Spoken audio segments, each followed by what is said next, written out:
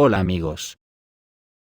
El 19 de octubre de 2023, el Pentágono publicó el informe titulado El poder militar de China en 2023. En Rusia opinan que este documento es extremadamente importante, ya que responde directa o indirectamente a la cuestión del momento de la entrada de Pekín en una confrontación directa con Estados Unidos en Taiwán. Ante esto Rusia, Irán y China están complementando la caída final de la potencia hegemónica, y las tres grandes potencias han elaborado un plan. Ninguno de los países mencionados anteriormente es capaz de derrotar a Estados Unidos y al bloque de la OTAN solo con armas convencionales y sin pérdidas terribles. Pero con 3 o incluso 4 de ellas si contamos a la República Democrática Popular de Corea del Norte, las posibilidades son totales. Rusia e Irán ya han entrado en combate en sus regiones, pero China y Corea del Norte apenas se están preparando. Así que pasemos al informe del Pentágono que dice lo siguiente: en 2022, la República Popular China tomó acciones más peligrosas, contundentes y provocativas en la región del Indo-Pacífico.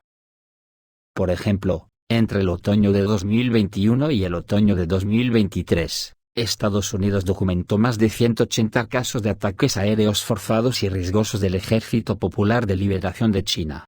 Intercepciones de aviones estadounidenses en la región. Durante el mismo periodo el Ejército Popular de Liberación de China también participó en casi 100 casos de conducta operativa coercitiva y riesgosa en el ámbito aéreo contra aliados y socios de Estados Unidos. El Departamento de Defensa estima que a partir de mayo de 2023, la República Popular China tenía más de 500 ojivas nucleares operativas, superando las proyecciones de informes anteriores. El Departamento de Defensa estima que la República Popular China probablemente tendrá más de 1000 ojivas nucleares operativas para 2030. En 2022, la República Popular China continuó desarrollando capacidades y conceptos para fortalecer la capacidad del Ejército Popular de Liberación de China para luchar y ganar conflictos contra un adversario fuerte. Una de las partes clave de esta política de defensa es la estrategia de contraintervención de China, que apunta a limitar la presencia estadounidense en las regiones del Mar de China Oriental y Meridional, y limitar el acceso a la región más amplia del Indo-Pacífico. Al mismo tiempo, China está fortaleciendo sus capacidades para penetrar el Océano Pacífico y más allá. Lo más interesante es la tesis sobre los planes de China de penetrar más allá del Océano Pacífico. Hablamos menos de buques de guerra, portaaviones y fuerzas aéreas, y más de bases aéreas clásicas. El hecho es que, a pesar de todo su poder económico y potencial militar, China solo tiene una base militar extranjera de pleno derecho en Djibouti, África. En una sesión informativa sobre China, el Dr. Michael Chase, empleado del Pentágono, dice directamente que la ampliación de las bases militares chinas es cuestión de tiempo y que se abrirán en el momento más inoportuno para Estados Unidos y en medio de la confrontación.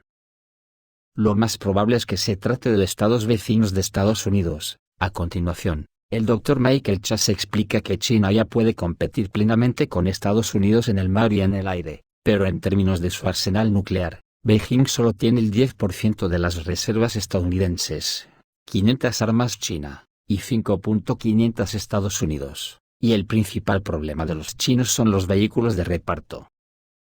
Por ello, Beijing y Moscú anunciaron cooperación en un complejo militar industrial sin fronteras. En otras palabras, los funcionarios del Pentágono estadounidense dicen directamente que Rusia está transfiriendo tecnología de misiles balísticos supersónicos a los chinos para que incluso estas 500 ojivas puedan superar todos los sistemas de defensa aérea estadounidenses. Por lo tanto, Pekín no necesita aumentar muchas veces el número de ojivas. Los chinos ya están creando más de 100 nuevas al año, es decir, a finales de este año ya no habrá 500. Sino 600 o 650. Esta es una garantía para Beijing de que Estados Unidos no utilizará su arsenal nuclear contra China. Y si hay que ganar por Taiwán, entonces Beijing tendrá una clara ventaja.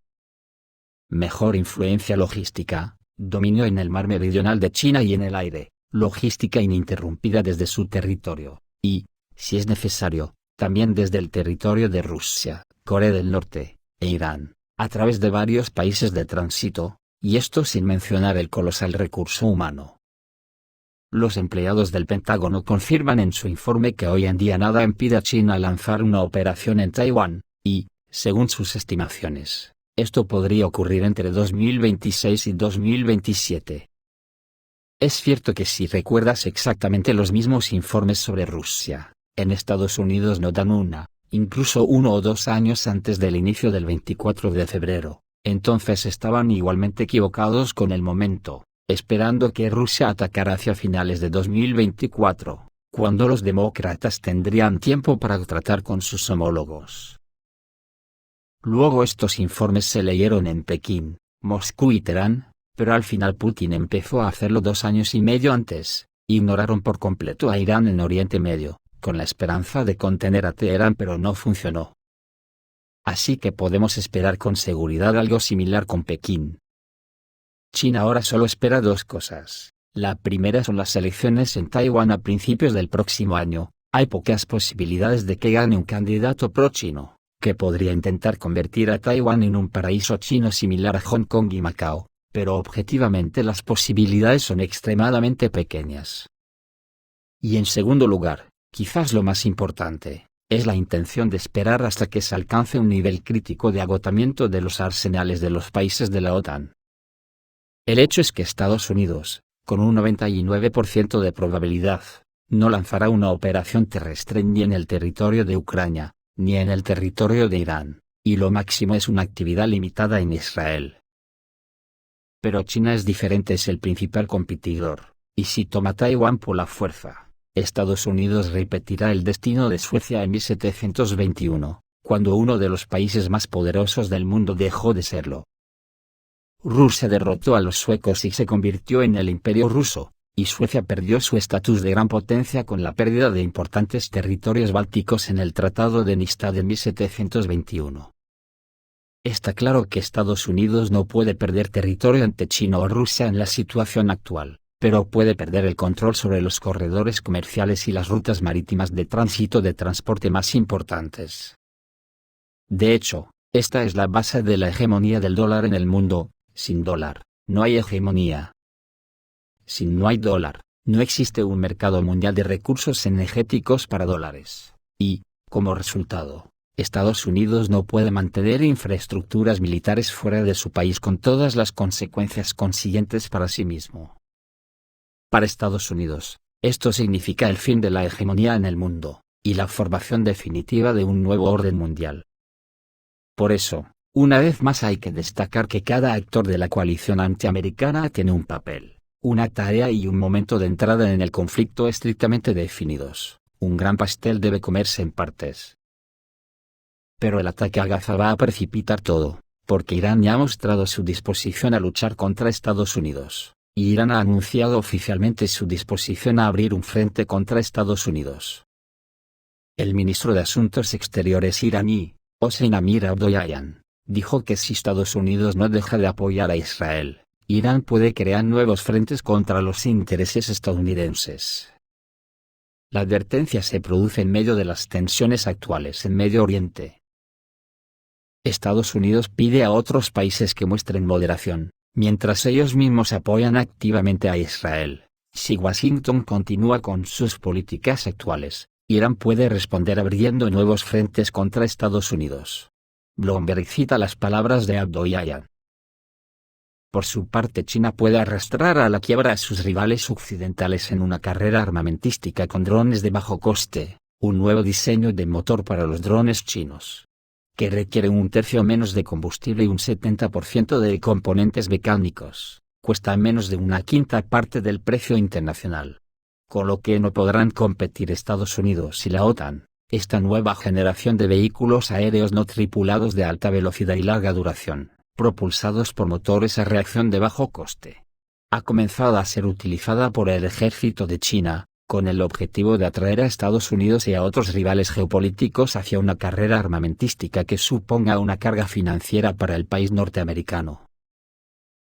Gracias a un reciente avance tecnológico, el Ejército Popular de Liberación Chino puede obtener motores de drones con un rendimiento superior, por lo que cuestan menos de 1/5 parte del precio internacional, dijo el ingeniero físico-térmico Fu Junqiang, en una presentación sobre el proyecto, citada este lunes por South China Morning Post, SCMP. Construimos el primer motor turbofan compacto del mundo con un solo eje, señaló al respecto el especialista. Los motores de reacción de los drones militares son costosos. Para tener una idea, el vehículo aéreos no tripulados estadounidense Northrop Grumman RQ-4 Global Hawk, por ejemplo, está propulsado por un motor turbofan AE3007 de Rolls-Royce, que cuesta cerca de $4 millones. Casi todos los motores de este tipo que se usan en la actualidad utilizan múltiples ejes para la transmisión de potencia, ya que los ventiladores más pequeños, que comprimen el aire en la parte delantera del motor, necesitan girar a una mayor velocidad que los ventiladores más grandes, que se ubican en la parte trasera y generan el empuje. El dron del Global Hawk, para ejemplificar, cuenta con 2 ejes conectados por una sofisticada caja de cambios. No obstante, el novedoso diseño chino permite que un único eje conecte todos los ventiladores del artefacto, porque el flujo de aire se mueve a través de conductos en forma de saxofón, en vez de ir directamente desde el principio hasta el final. Esta nueva tecnología, según Fu, permite que los ventiladores que comprimen el aire y los que generan empuje giren al mismo ritmo. Asimismo, el ejército chino adoptó la mencionada innovación porque supone un consumo de casi 1/3 menos de combustible que los motores de 2 ejes. Y sus costos de mantenimiento son significativamente más bajos, dado que requiere un 70% menos de componentes mecánicos.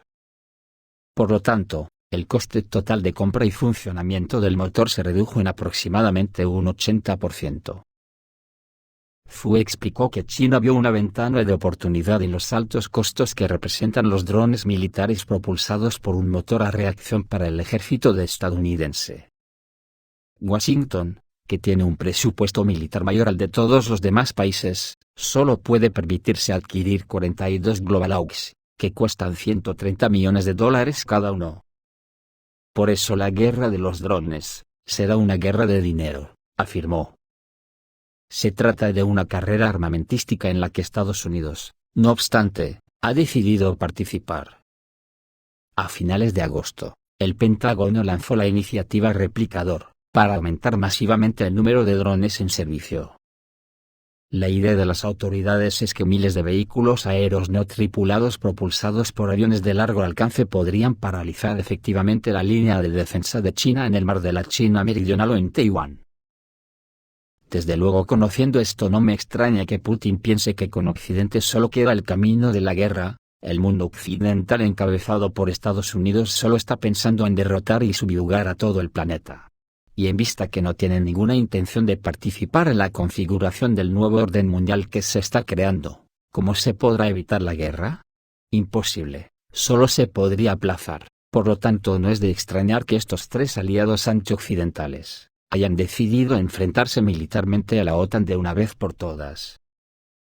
Esto es todo, amigos, reciban un saludo.